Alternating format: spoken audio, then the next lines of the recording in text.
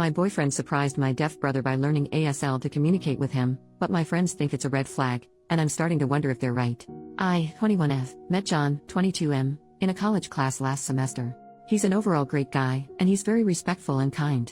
He also has a great sense of humor, and we have lots of similar interests. We've been friends since then, and we've started dating this July. He's the first person I've ever dated in my life. Last September, he met my family when I visited home for my brother's birthday. My brother, Trev, 19M, has been deaf since birth, so my whole family communicates with him either through sign language, Trev's lip reading, but we still just sign his reflex, or through text. During our small celebration at home, it was clear that my parents liked John. He was very charming, funny, and respectful. He even tried to connect with Trev by typing some of his jokes for Trev to read, although my brother could lip read as well. Whenever John would tell a story, either I or my parents would sign for Trev. My parents said that they're happy that I found a sweet and caring guy in John. Of course, I'm glad to hear this. Before we went back, John and Trev had a quick Call of Duty gaming session. For someone with Trev's condition, he is a really talkative guy lol. He's very expressive and likes to communicate a lot, especially when gaming. Of course, he couldn't outright trash talk, but he does the closest thing with his hands. So, there we were at Trev's room, with John and Trev playing while I was translating for them.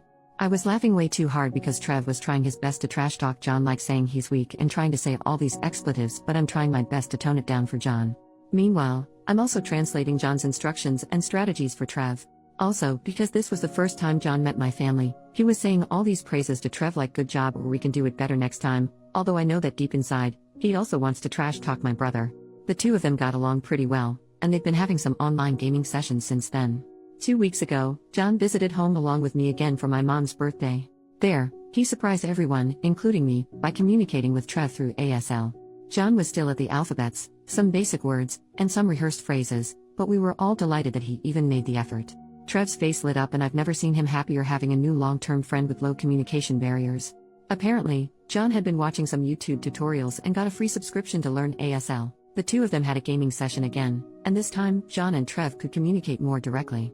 Of course, it was still kinda slow and I still had to do some translating. Imagine trying to baby talk to a grown man or talking to a caveman with choppy sentences lol, but I could tell Trev was having a great time. They also got more comfortable with each other with more explicit trash talking, which I didn't tone down this time. John had been religiously learning ASL since then, and he's making a lot of progress. I was so happy with this, so I told my close friend group from high school. However, most of my friends, especially my closest guy friend, told me that what John was doing was a red flag because it could be a form of obsession and emotional manipulation. He also said it was creepy because John's becoming too attached to my family when we've only been dating about 5 months. He also said that John might only be doing it so he could get laid or something. I know there's some validity to what my friends said, but I'm not really convinced. John has been a wonderful and sincere guy the entire time, and I know it's naive to say this because he's my first ever relationship, but I can see this becoming long-term. Yes, we haven't hooked up yet because I told him I wasn't ready yet, and he never pressured me to do it. However, is his behavior something I should really be concerned about? Again, I don't have any experience with dating and relationships, so I don't know if this is something that's truly concerning. My friends are pushing for me to break up with John, but I'm not sure. How do I proceed with this? Edit. Wait, whoa. I took a break to work on a paper and there are now almost 1,000 comments. I'll try to process everything, but thank you for your kind words, Reddit. Yes, John is a wonderful guy, has so far given me no reasons to doubt his sincerity. It's only my friends who planted the seeds in my mind since they've all had experiences with dating and relationships, so the pressure kinda got to me. Thank you for all your insights. Update. 1 month later. First off, I wanted to thank everyone who gave their insights on my original post. As I said, I'm very new to relationships, so reading insights other than my inner circles was very eye-opening. To begin, many Redditors said that my high school friends are conniving, untrustworthy, and ableist people who never bothered learning ASL despite knowing me for a long time. I take accountability for this. I'm not saying they're blameless, but it's not entirely their fault. For some context, our family moved to our area when I was in senior year of high school due to my dad's job. The friend group, 2 guys and 2 girls before I joined, was already tight when I came in. They then took me in after we got grouped together for a school project, and they've been with me ever since. We've been friends for about 4 years now. They're not exactly saints, but they helped me survive my senior year in one piece. They are fun to hang out with, and they were the support I needed when I was struggling. Also, during that time, my brother was having an especially hard time adjusting because of his disability, so my friends never really saw Trev a lot. To be clear, I was never ashamed of Trev. It's just that whenever my friends came over, he either locked himself in his room or was in a different area with his tutor and never really interacted with us. Whenever he does come out, he's really shy and awkward, so my friends mostly just get glimpses of him. By the time Trev became more comfortable in our area and found his own circle, my friends and I had already graduated from high school and don't really hang out regularly anymore. They're friendly and polite with Trev, but then again, they never interacted as much to the point of them actually needing to learn ASL for him. Now, for the update. Last week, my friend group had our New Year party and I decided to bring John along to meet the rest of my friends. My other friend in the group also brought his girlfriend, so this wasn't really weird. Others have done so in the past as well. I've commented in the previous post that John had only met my closest guy friend, I'll call him Mike, 21M, so I wanted the rest of them to form their own opinions of John after they've met him. Initially, there was some tension and awkwardness from my friend group towards John. They were a bit cold, and they were throwing some harsh remarks toward him. Eventually though, they all warmed up to him, and they were actually pleasantly surprised by his personality. We all got along well, and we all even had fun in our games. However, I could tell that there was still awkward tension coming from Mike towards John and the rest of our group. He was throwing meaner jokes more than usual and he's kind of isolating himself from the activities. The day after the party, I had lunch with my closest girlfriend Sophie, 21F, to clear the air because I could tell that they could also sense something was off. A lot of Redditors speculated that Mike had a crush on me and was jealous of my relationship with John. Turns out, you're all 1000% correct, but it's a lot more complicated than that. Apparently, Mike has had a crush on me since our senior year high school. However, he's known in our school as a notorious ladies' man and had a new girl with him almost every month. This got exponentially worse during college. He had different hookups almost every night, and he even had a pregnancy scare with a girl last year. I knew about all of this because he bragged about sleeping around every time we meet up. What I didn't know was that the entire time, Mike has been making up fake stories about me and him. Sophie told me that apparently, Mike and I had a pact that if we were still both single when we're 30, we'd marry each other. Also, he told our friend group that we hooked up after graduation and that he took my V card then, so he's my special person, whatever that means. He also told them that we've been secretly hooking up consistently throughout college. For context, Mike and I go to different universities that are just about 30 minutes apart. Lastly, Mike told them that I said I'm in love with him. He told our friends not to tell me anything so I don't get embarrassed or upset since I have this image of being somewhat of a prude.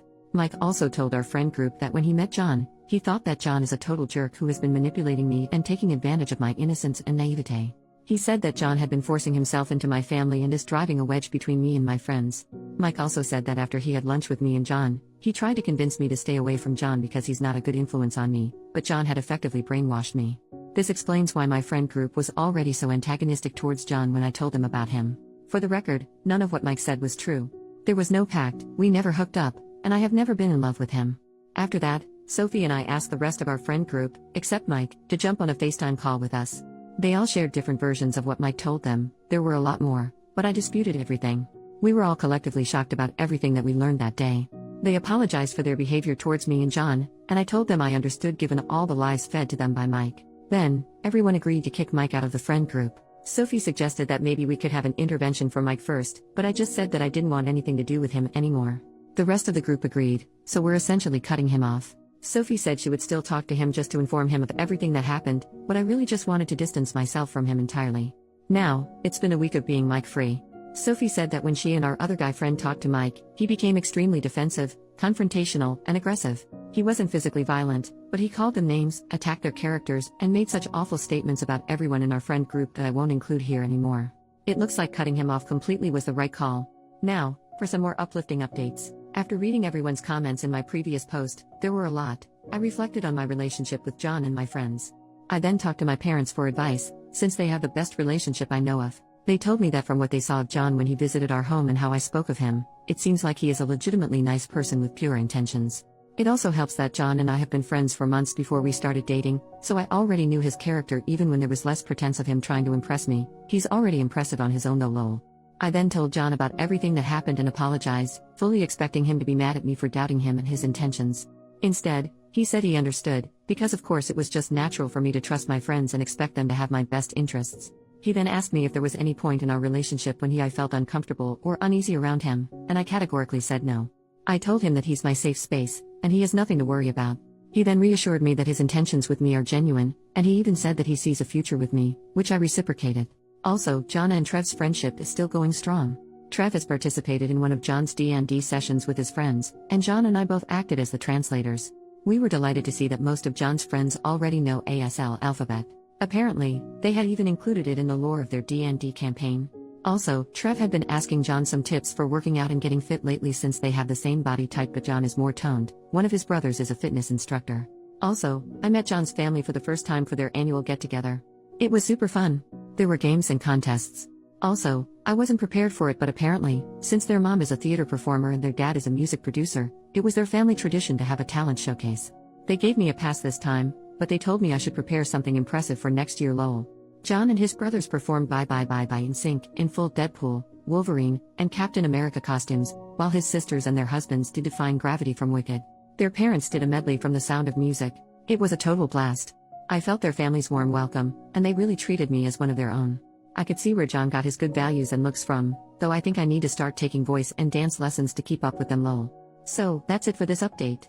My relationship with John is stronger than ever, and I finally know who my true friends are. If you've made it this far, thank you so much for your time. Happy New Year to us all.